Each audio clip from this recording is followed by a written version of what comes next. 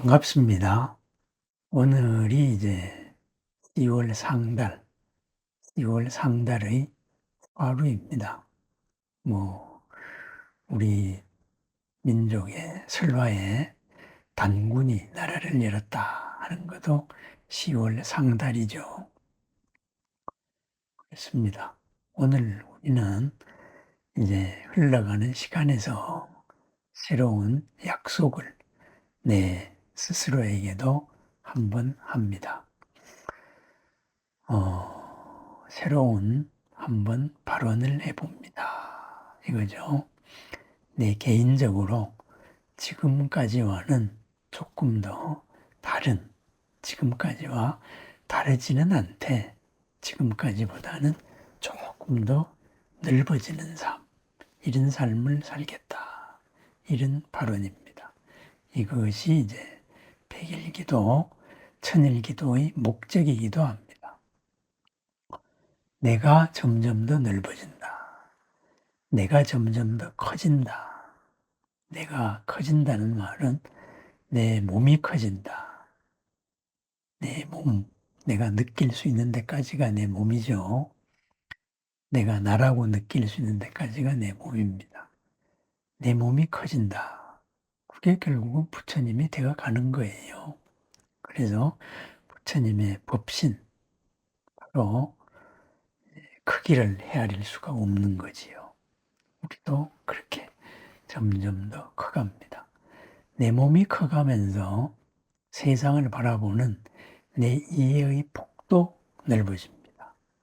또 세상을 바라는 이해의 폭이 넓어지는 만큼 세상에 대처하는 나의 여러 가지 관점들, 이런 것도 늘어나게 됩니다. 저 사람이 왜 저렇게 살까? 왜 저렇게 힘들게 살까? 저것은 괴로운 삶이다.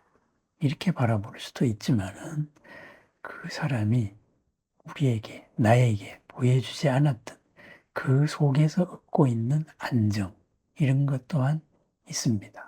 그리고 나 또한 마찬가지입니다. 세상에서 지금 내 스스로에게 시선을 돌려보면은 세상에서 제일 한심하고 나쁜 놈이 나인 것 같습니다. 왜? 내 스스로를 반성하는 입장에서 살펴보면은 나의 단점만이 보이거든요. 그런데 사실은 내가 이러한 부족한 면도 있지만은 이걸로서도 안정을 얻고 있는 것도 많이 있어요. 그죠? 그래서 항상 우리가 비교를 할 때 내 단점과 상대방의 장점, 또 상대방의 단점과 나의 장점, 이런 식으로 엉뚱하게 비교를 하지 말고 수평적으로 다 볼 수 있는, 넓게 볼 수 있는 눈이 생깁니다. 그러다가 보면은 나의 좋은 점은 점점 더 키워나가고 지금 내가 부족하게 보이는 것, 이것은 그냥 보완해 나가면 됩니다.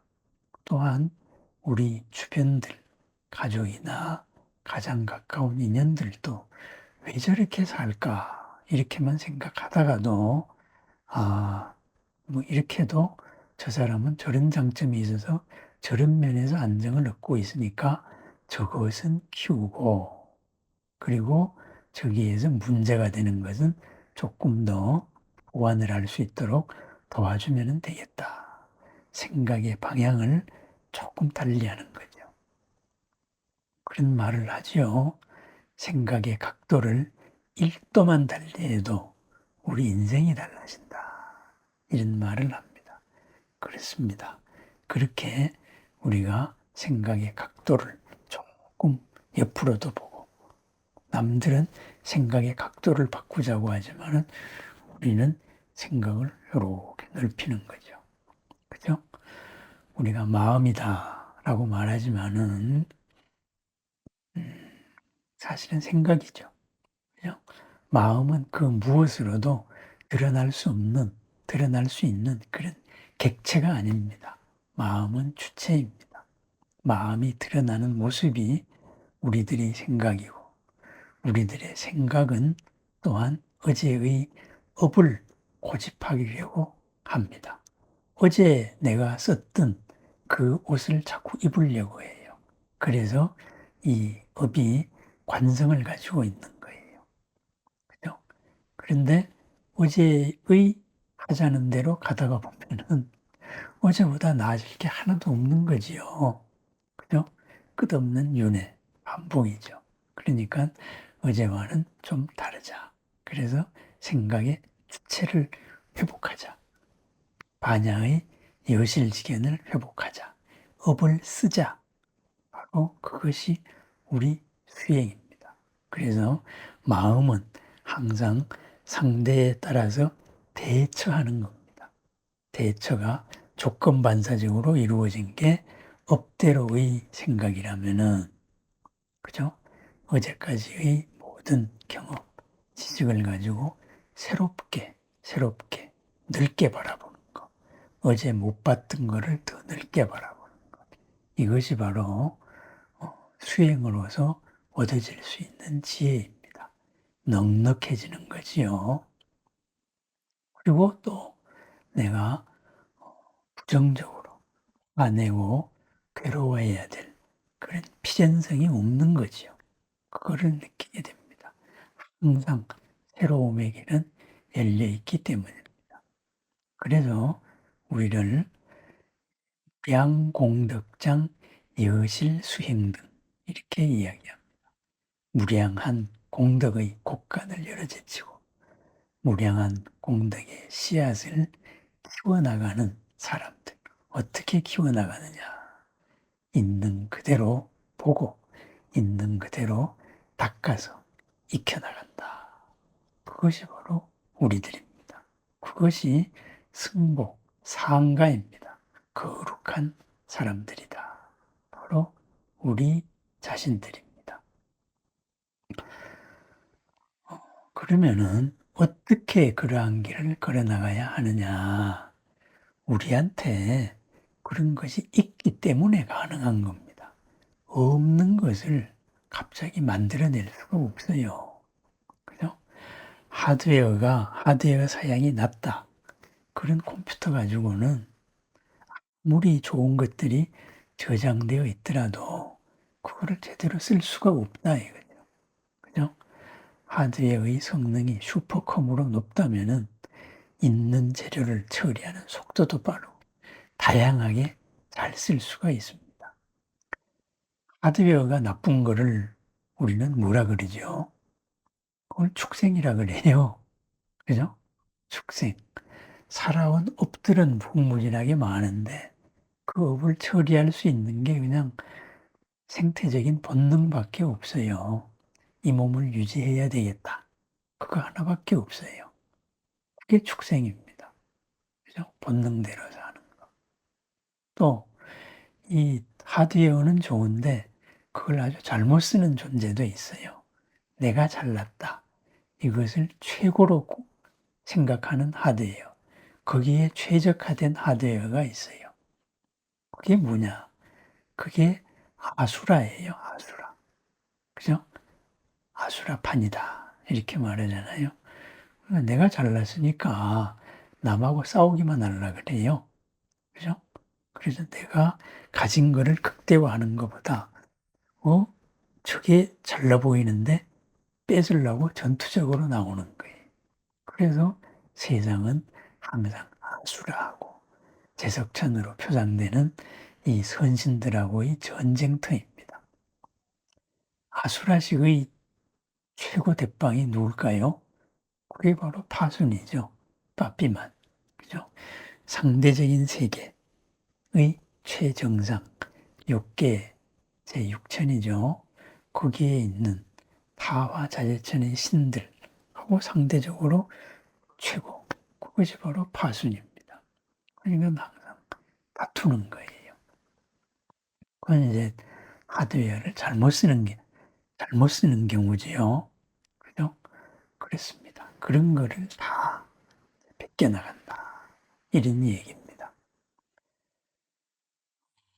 어제는 제가 이제 물리학에서 중첩이라는 얘기로 이제 이야기를 꺼냈어요. 그런데 오늘은 이제 중첩 다음에 얽힘에 대한 이야기를 한번 또 해보려고 합니다. 그게 우리가 기도를 하는 목적이기도 합니다.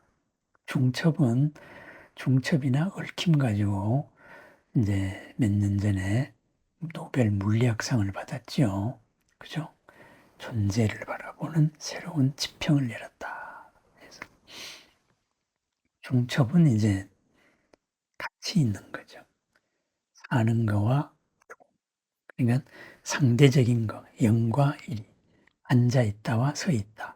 이런 것이 항상 같이 존재한다. 그런데 관찰이라는, 본다, 무언가의 영향을 받으면은 그 두 개를 다 가지고 있을 수는 없다. 둘 중에 하나로만 드러나야 된다. 이거죠. 상태가 결정이 되는 거죠. 그래서 우리 업들 또한 그렇다. 우리 마음이 업을 쓰는 방법도 수많은 여러 가지가 중첩돼 있는 데에서 어떤 거를 채택하느냐. 거기에 지금 내 삶이 펼쳐진다. 업대로 쓰임을 받을 것이냐, 업을 쓸 것이냐, 중첩에서 선택하는 우리 마음이지요. 그런데 여기에서 우리가 생각해 봐야 될 게 있어요. 뭐냐, 이거죠. 그죠?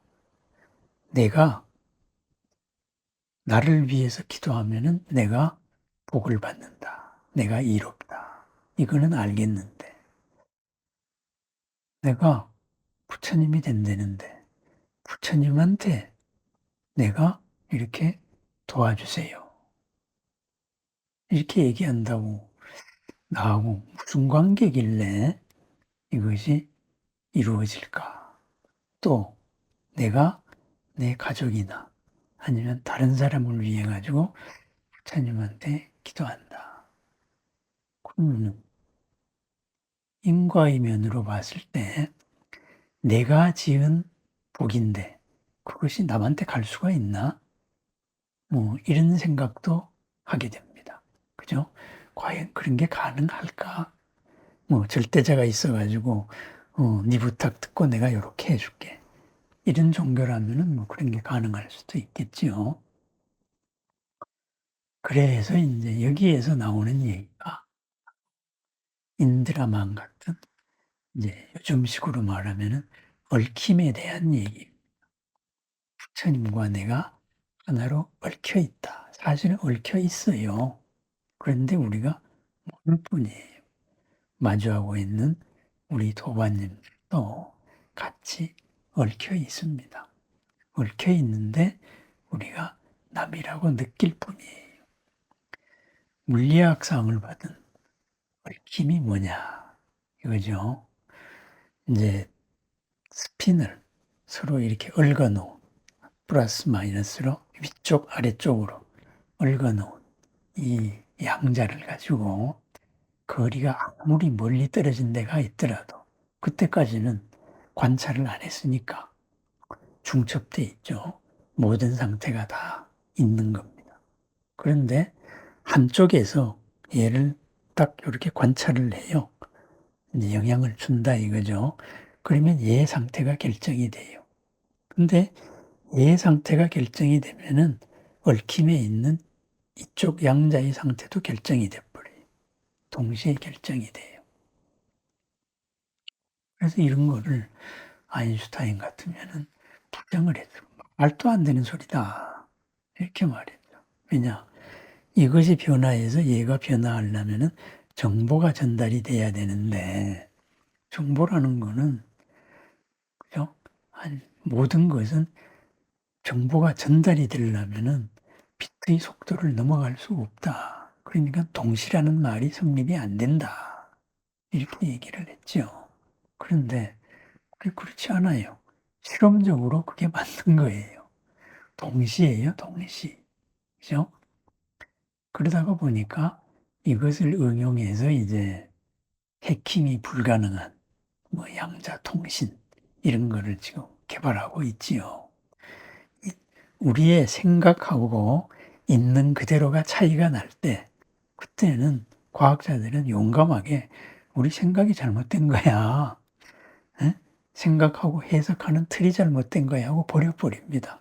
있는 그대로가 먼저거든요. 그죠? 그래서 이제 새로운 이론이 나오고 이렇게 과학이 발전을 하는 거죠. 그런데 우리는 보통 있는 그대로 하고 내 생각이 차이가 나면은 내 생각을 막 우기는 거죠. 그죠? 거기서 고가 생기는 겁니다. 그래서 여실직연을 해라 이렇게 되죠. 그렇습니다. 그렇다면은 물리학적으로 생기는 이 얽힘, 이걸 우리가 쓰고 있잖아요. 지금 쓰고 있어요. 그죠? 아직까지 상용화되지는 않았지만. 그럼 있는 그대로다. 이것이 의미하는 바가 뭐냐? 이것을 불교적으로 생각을 해보면은 그 두 개가 사실은 하나이기 때문에 그래요. 그죠? 하나인데 우리가 다르다라고 생각을 하고 있는 거예요.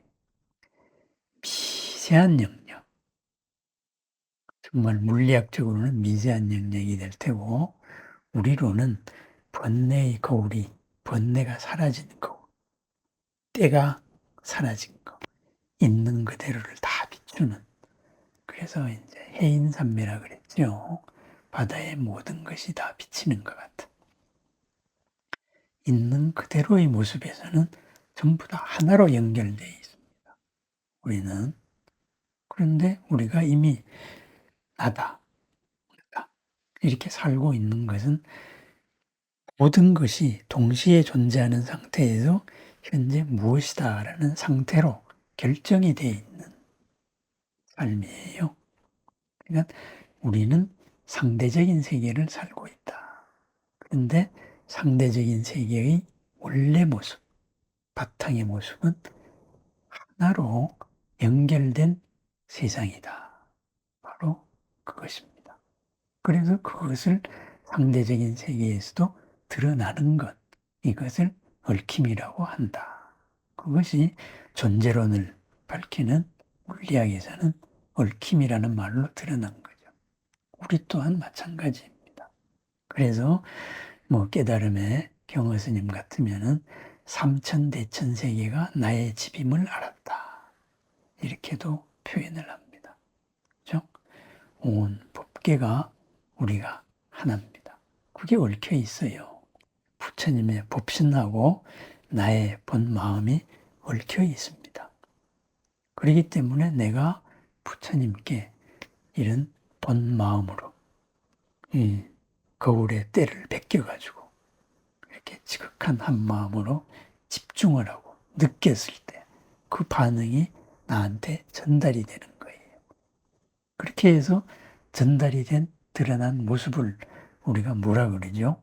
내가 알 수 있게 드러난 모습. 그것을 화신이라 그래요. 무엇으로도 다 가능한 몸. 그것이 법신이죠. 그죠? 보신으로 이제 어떤 드러난 아미타불이나 약사열의 불이나 이런 세상도 있지만 우리가 깨달았다 하는 것도 그렇습니다. 그렇다면은 우리 마음 또한 그렇습니다. 그렇기 때문에 우리가 누구를 위해 가지고 가장 가까운 인연들을 위해서 기도를 한다. 그 사람을 위해 주는 마음을 한다.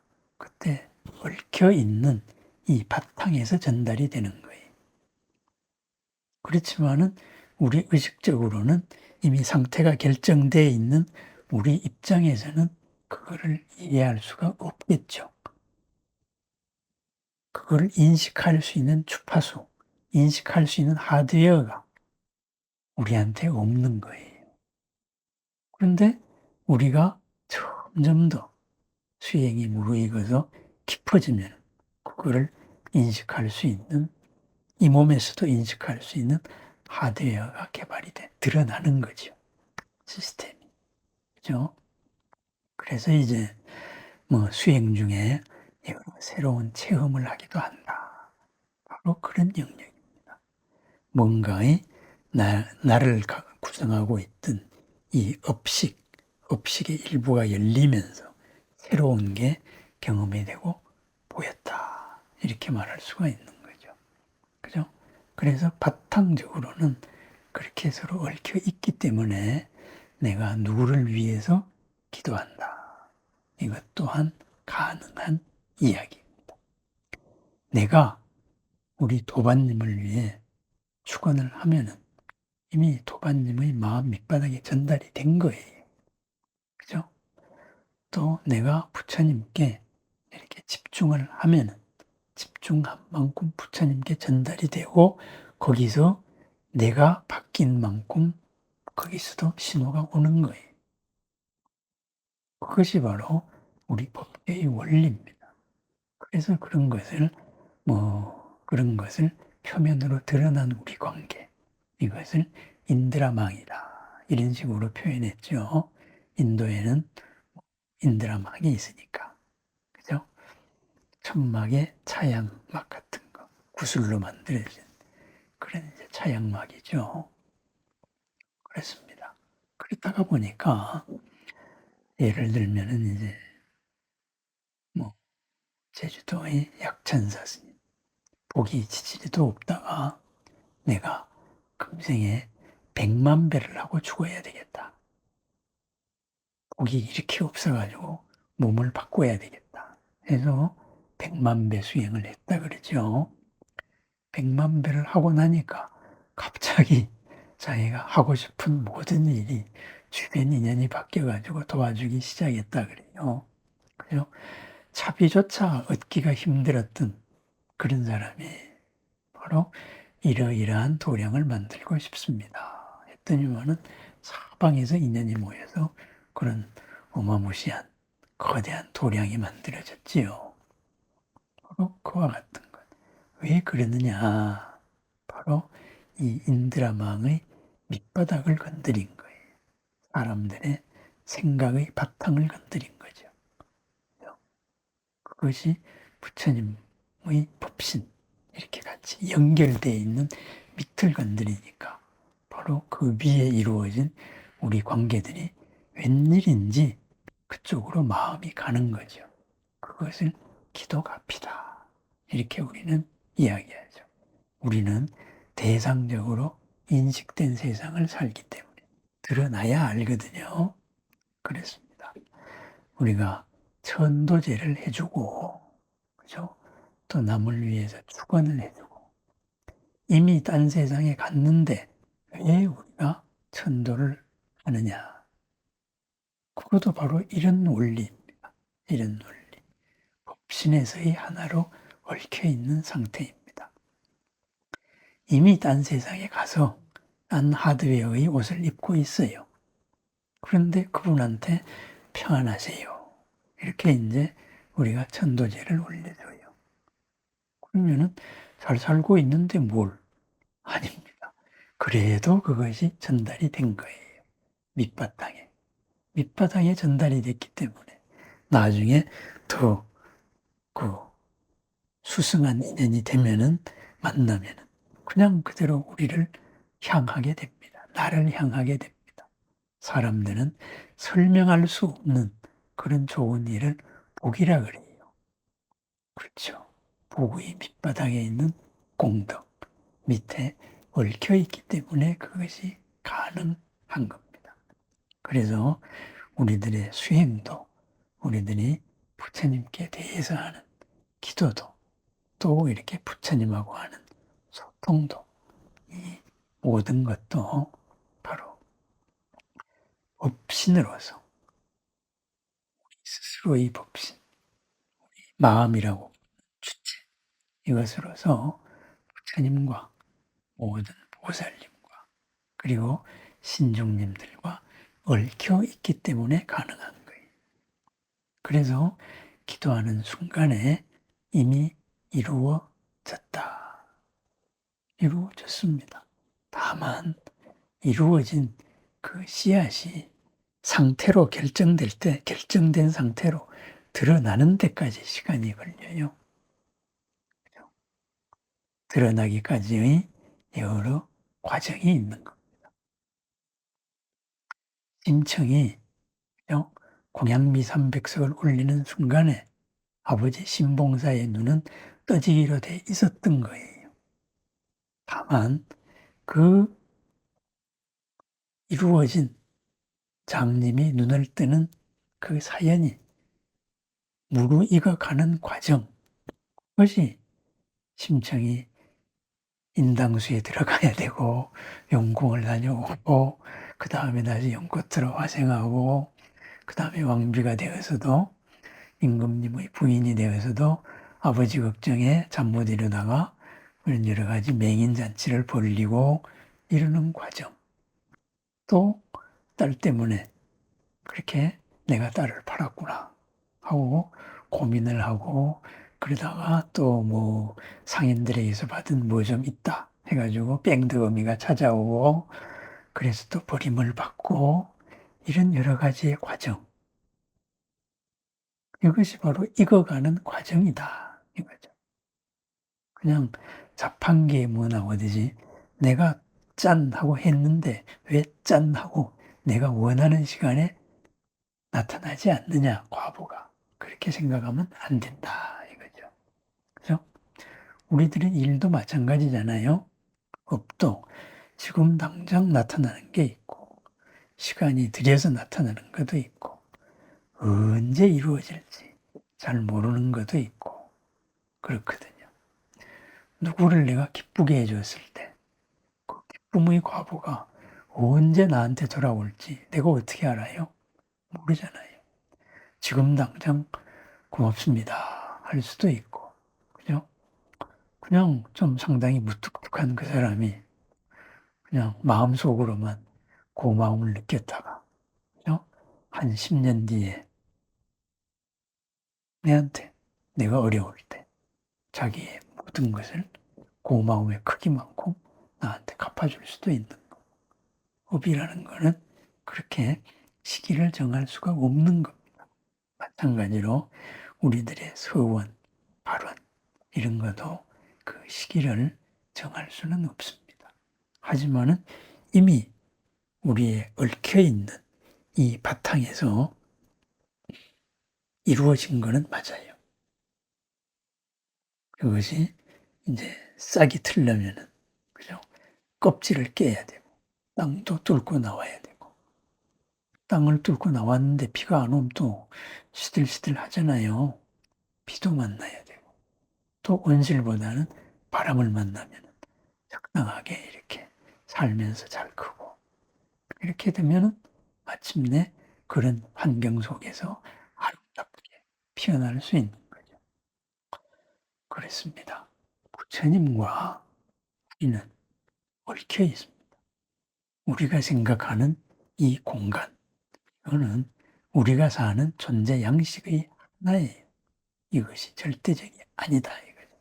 이것 또한 한 차원에 불과한 겁니다. 부처님은 이런 차원을 가장 벗어나 있는, 벗어난 게 아니죠. 벗어났다 그러면 이제 딴 데 간 것 같으니까 이런 차원에서 그대로 함께하고 있습니다. 그것이 우리들의 모습입니다. 그것이 요즘 세상에서 물리학이 얘기하고 있는 모든 존재는 파장인데, 그죠? 다만 그 파장이 어떤 것보다 내가 그 파장보다 커지면은, 그러면은 나는 입자의 상태로 결정이 된다. 이렇게 말하죠. 그러니까는 그렇다면은 그 파장보다, 내 고유의 파장보다 작게 하기 위한 방법, 그것이 내가 작아지거나 그럴 수는 없으니까. 그러면은 속도를 낮추면 되니까 속도를 낮추면 온도를 낮추면 되거든요. 그래서 온도를 절대 0도 가까이 낮춰버립니다. 그러면은 아무리 내가 덩치가 커도 그냥 파장이 되는 거예요. 파장이 되면은 뭐가 돼요? 양자의 성질을 가지잖아요. 동시에 두 가지, 동시에 모든 경우의 수를 다 가질 수가 있게 되잖아요. 그것이 양자 컴퓨터입니다. 그죠?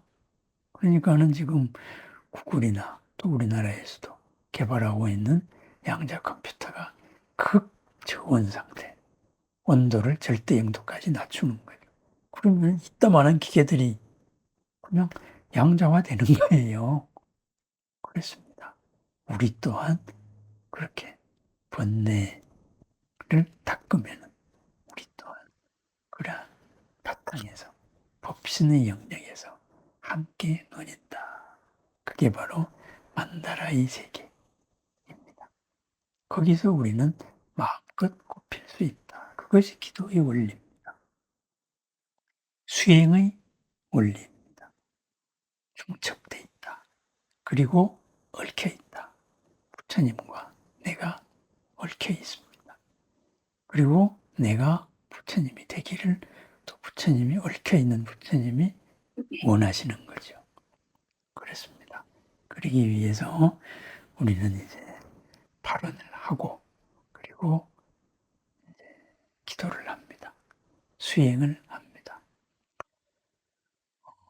오늘 이렇게 함께한 도반님들 또 함께는 못했더라도 뜻을 같이 하고 이제 한 도반님들 많지는 않지만은 함께 합니다.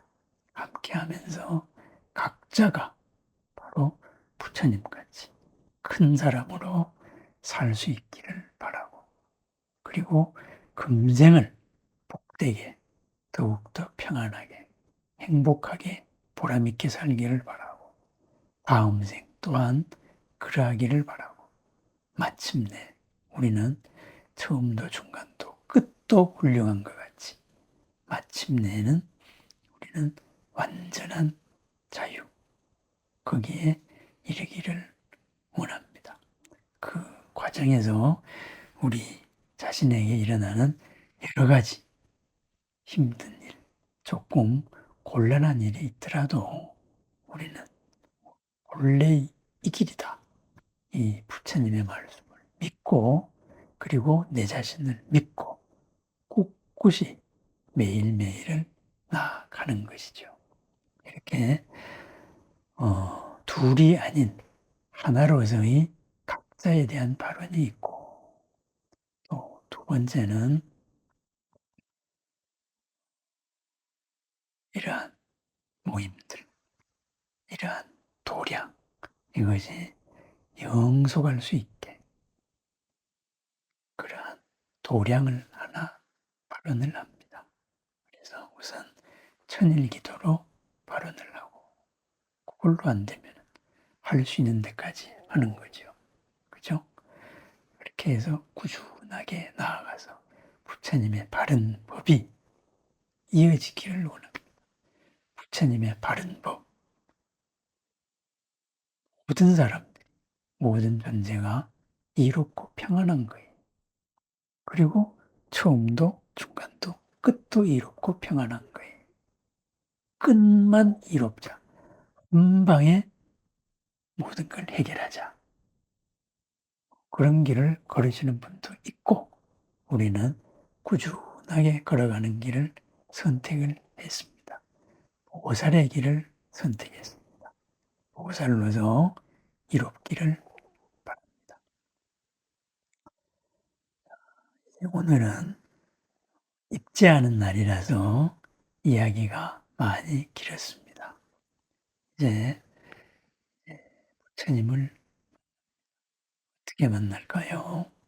우선은 내 몸에 호흡을 고르게 해야죠. 호흡에 집중을 하고 그 다음에는 이제 우리가 부처님께 집중을 합니다. 부처님 잘 느껴지지 않잖아요. 그러면은 나에게 가장 평안했던 불상을 떠올려도 됩니다. 또는 내가 가장 편안하게 한 모습, 그런 모습을 떠올려도 됩니다. 이미지로 떠올려도 됩니다. 그리고 그 이미지에 집중을 하고 그 이미지의 분위기를 느끼는 거예요. 내가 예전에 대학에 붙었을 때 어머니께서 그렇게 환하게 웃으셨어요. 그때 내가 굉장히 편했어요. 그렇죠. 그 평안한 분위기가, 느낌이 환한 웃음으로 드러났던 거거든요. 그러니까 그 환한 웃음의 모습을 생각하면은 평안한 분위기를 느낄 수가 있어요. 그와 마찬가지로 우리들은 부처님의 수많은 공덕들, 이거 가운데 하나, 저는 그런 빛을, 그리고 서원이 담긴 자비의 힘이 담긴 빛을 느끼자, 이렇게 이야기를 해요. 그리고 우리에게 가장 익숙한 부처님의 대표 명사가 관세음보살이죠. 그죠? 그래서 부처님의, 보살님의 대표 명사로 관세음, 그것이 제가 아는 방식입니다. 관세음, 소리를 본다 이거죠. 내 업의 소리를 내가 보는 겁니다. 그렇게 해서 우리는 집중을 합니다. 자, 이제 숨을 고르고 아침 정진을 한번 시작해 보겠습니다. 눈을 감으셔도 좋고, 눈을 뜨셔도 좋고, 평소에 하시던 대로 이제 들숨, 날숨으로 집중합니다. 나를 낮추는 거죠. 내 생각, 내 업의 흐름을 일단 낮추어 봅니다.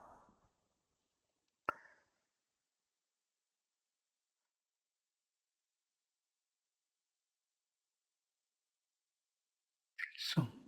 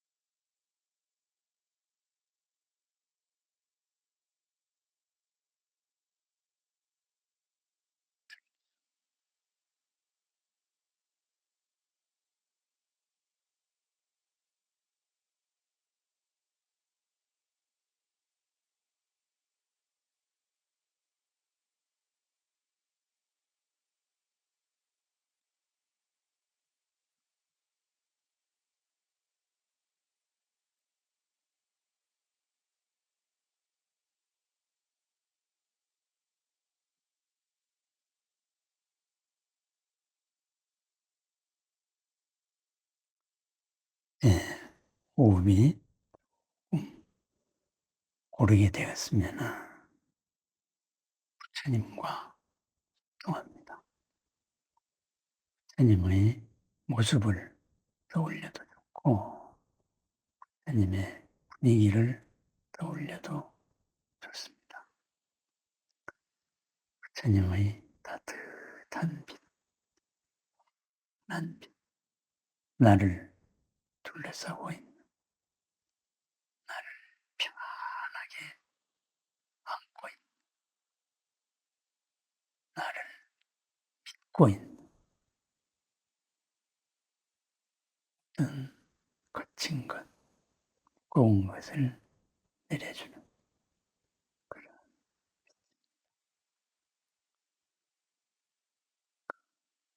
의 중심에서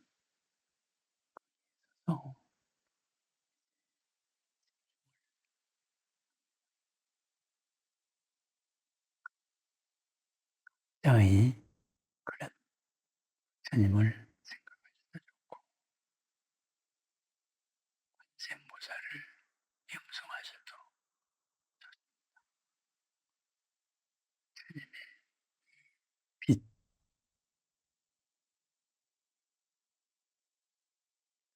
약한 흐름, 서원의 영불하는 관세음, 관세음을 화두라고 생각해도 좋습니다. 빛으로 나아가는 길잡이입니다. 우리들의 알아차림, 오직 그 부처님의 공덕, 그것,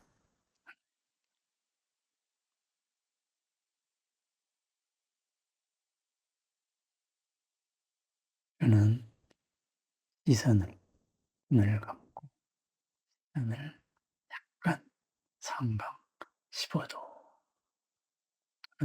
거의 정면 쪽을 향합니다. 그러면 내 마음의 시선이 미간 백호, 거기를 집중을 합니다. 미간 백호가 열리면서 모든 공간이 열립니다.